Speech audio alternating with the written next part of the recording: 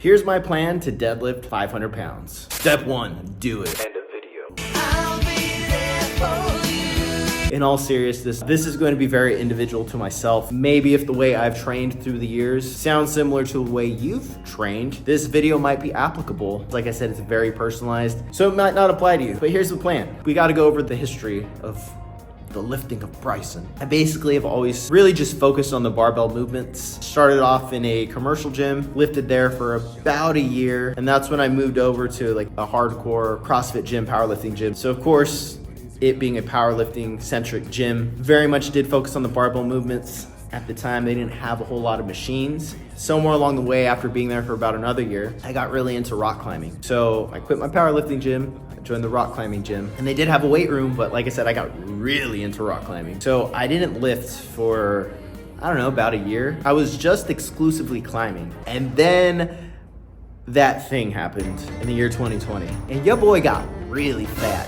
Your boy was drinking chronically. Your boy was not working out because the gyms were closed. Your boy was packing on the pounds because what else are you gonna do? It was a dark time. Up to that point, I had, about 2 years of experience of training under my belt. I was active for about 3 years, but the year of climbing, yeah, it's safe to say I lost some of my muscle gains. And with pretty much a whole year of just binge drinking and not taking care of myself, I personally feel like I took a few steps back. Since post all that, I have been consistent again, but due to the way that my work schedule goes, every summer I switch to 4 10-hour days. That's gonna be 6 to 4:30, Monday through Thursday. My gym currently opens at 5 a.m. So you can see the predicaments. Sure, I can make it into the gym, but by the time I warm up, I maybe have time to do one movement for a few sets, and it's time to shower and go to work. So that's kind of been a pain in my ass for ever since I've lifted weights.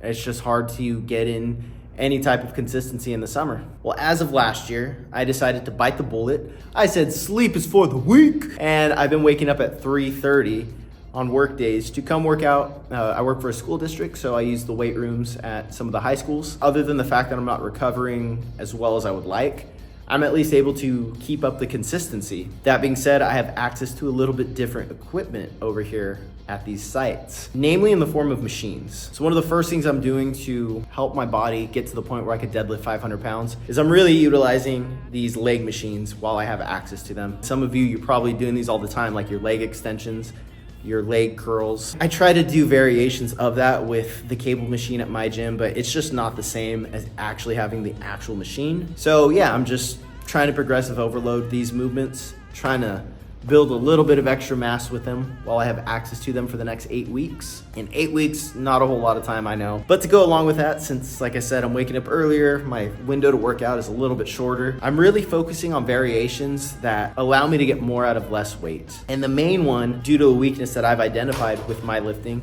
my deadlifting in particular, is going to be the deficit deadlift. This is going to help with your pulling power right off the floor. I tend to notice with myself personally, if I could break the floor, that weight's gonna go all the way to lockout. That's just, at least up until this point, I've been able to pull it off. I've loaded 500 pounds on the bar, I think on 3 different occasions. And it's just one of those weights that, as soon as I start going, I feel like everything's gonna rip off.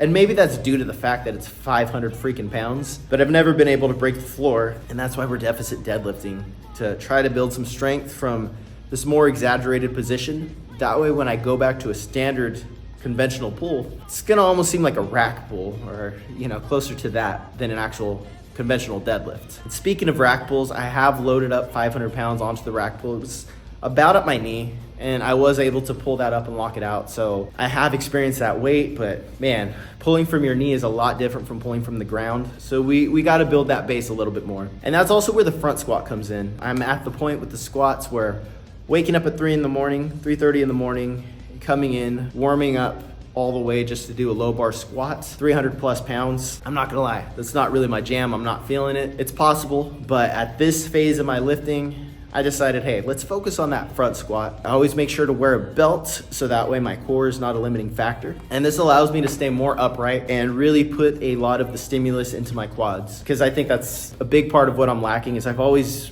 really just done the low bar squat. My first year, I did do high bar squats, but ever since then, I've just kind of occasionally done them, but I always kind of specialized in the low bar. So I see a lot of growth potential in my quads. That's why we're doing the front squat. Plus, I'm gonna be honest, front squats just look cool as hell. So yeah, that's why we're doing the front squats. Of course, I am hoping that my bench press will go up through all of this. So I'm focusing on a variation that I've never really focused on, which is the close grip bench press. Again, this is one that, yes, it has been in my program, but I've never made it my specific benching movement. So for the next 8 weeks, that's what we're gonna do. And yes, I will probably continue this for another 4 to 8 weeks after my summer schedule ends, but this is me just explaining how I'm making lemonade from lemons and making the most of my situation. Waking up this early, having to go to different gym, if you will, it always really just irritated me. And I just thought, man, this is gonna derail my progress. I usually need about 1.5 to 2 hours to work out. This is just too damn hard, but I decided to use my brain this year, use machines that I normally don't have access to. And it stands to reason that these weaker points that I've never really focused on due to the fact of not having access to the things that are gonna work on these weaker parts of my body, and something's gonna get stronger that was on the weaker side. So the hope is that when I do return to that 500-pound conventional deadlift, my body's ready to do it. As I said, I'm focusing more on the close grip bench press. I'm prioritizing the dumbbell bench press a little bit more. Trying to focus on movements that are going to add a little bit more meat to my frame. That way when I return to lift the heavy ass weight, I have access to a bigger machine to hopefully be able to pull off the impossible. So in a perfect world, after this whole block's done, I am going to jump on a powerlifting program. That way I could peak my strength and really just see what I was able to pull off this summer. But like I said, I'm tackling weaker points of my body that I've never really focused on. The way I process it, these body parts, these movement patterns, these machines, I'm still more of a novice in. So there is potential for growth. And like I said, it's not like I'm shredded to the gills.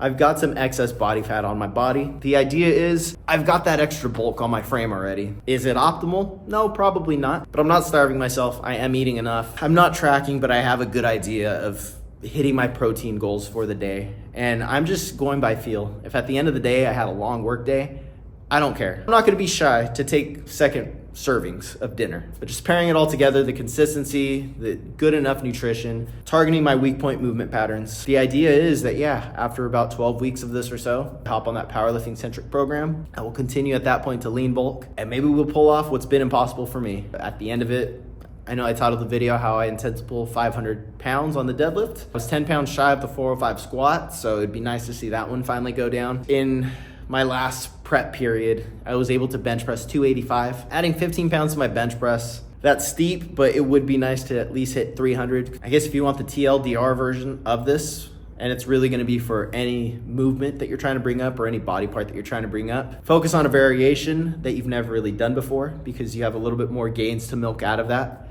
Stay consistent.